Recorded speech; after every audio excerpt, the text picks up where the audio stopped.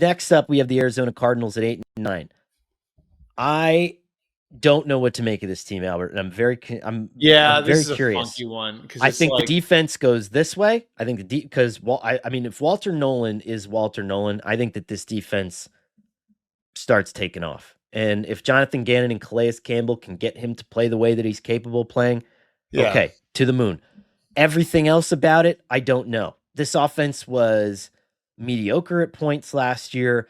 They had weeks where they looked really explosive. I thought Drew Betzing did a great job. He was, up until October, I thought, in my mind, a legitimate head coaching candidate. That all started to change a little bit, I think, around the time that they played those Seattle games, in my mind. But I don't know, Albert. You tell me. I mean, it's fun. This is like a funky one because like they've been sort of on the come, and I think because of what those guys inherited, Jonathan Gannon and Monty Ossenfort inherited, 2 years ago, you sort of look at it and you were kind of giving them a mulligan. And I really liked a lot of the things that they did in bringing in a certain type of player, in managing, the draft assets. And they have 28 guys from the last 3 drafts now. It's like this should be when you make the playoffs. And the reality is, like, now I'm not putting them necessarily in this category, like, or making it any sort of hard and fast thing. But it's like, generally, if you haven't made the playoffs going into your third year, you have to make the playoffs in your third year, Right.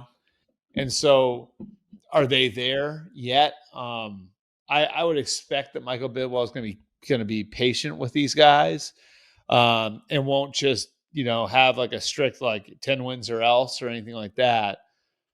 But I mean, I like a lot of their roster. I mean, you say their offense has been a problem, and that's right. But like, I mean, the combination of having Marvin Harrison and Trey McBride as like an inside-outside combination, right?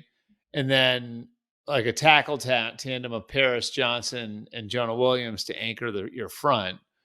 And then all the potential you talked about on defense. Is this the team that's slipping under the radar that should be a lot better than people think? You're right. It's and so I hate to put this on Gannon because I think he's done such a good job with this rebuild that it's almost a shame to say poop or get off the toilet at this point. Yeah. This is a family show. This is how we got to say it. It's almost a shame to say that this year. And so I'm going to go way left field. I'm not going to put a number on it. I'm not going to put anything on it. Here's what I'm going to say. And I got myself into a little bit of hot water by predicting this in my 100 bowl predictions. Got a little dicey there in my Google alerts for a second. But you are now, guys, 1, 2, 3, 4, 5, 6. This is no. I'm sorry. Hold on 1 second. You're in year 7 of Kyler Murray. Am I right? Yes. This would be a 7th year. Yeah. No, that's right. 19 to 25 is 7 years. Okay. So you're in year 7. 20 touchdowns, 12 picks, 26-12, 24-10, 14-7, 10-5, 21-11. 2 Pro Bowls. Takes Were they real Pro Bowls? I mean, 26-12 and 24-10 were probably his 2 best seasons, 2 highest completion percentage seasons. You're topping off at 9-5 as a starter. You have played 3 complete seasons. You missed the big chunk of one and then half a chunk of another. You need to come out of this year either bound and determined to find a trade partner for him, or, in my mind, you need to come out of this year knowing that this is a guy that you can build around for the long term. And I don't mind that. He's 28 years old. And after this season, well, the cap hit, it's sort of like, there's sort of like a, one of those like bell curve things. We're kind of in the fattest part of the dead cap this season, but it goes from 98 million after this season to 57 million after this season. And so, and for people who think that that's unsustainable, the Broncos made the playoffs with double that on the books, Yeah. right? Almost Yeah. double that, the largest amount of dead cap in NFL history. So Yeah. I think that this is the offseason where you could probably still get something for him.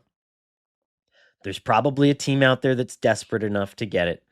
Yeah. My fear for Arizona is that you just sleepwalk your way through 9 or 10 years with this guy, and you're no better or worse off for it. The other question is, what sort of opportunity do you have to replace him? Which is, and if you Yeah. made the roster too good to replace him with a high draft pick, I don't know. I think Mm. that part of it's interesting. That part of it's interesting too. But I think that you need to Yeah. come out of this year knowing that Kyler is your guy. And I don't want to hear knowing that he's not. Or knowing that he's not, because you got year 2 of Marvin Harrison. Yeah. Man, you got a lot going for this roster. You got a lot going for you. I think this should be a playoff team. I think it should Am be I a saying that playoff about team. too many NFC teams? No, because the NFC kind of sucks. Like relative to the AFC, right? Right. Well, there's not this huge barrier to entry into the playoffs that there is in the AFC. Like the NFC, you have the Eagles, the Commanders, the Lions, the Vikings, the Packers, the Cowboys, the Bucks. You have 7 teams, but of those 7, you could say 4 are really good. And then you have this whole NFC West, and I think all of them are capable of finishing with winning records or close to winning records. And I think all of them are capable of becoming a big part of the playoff conversation.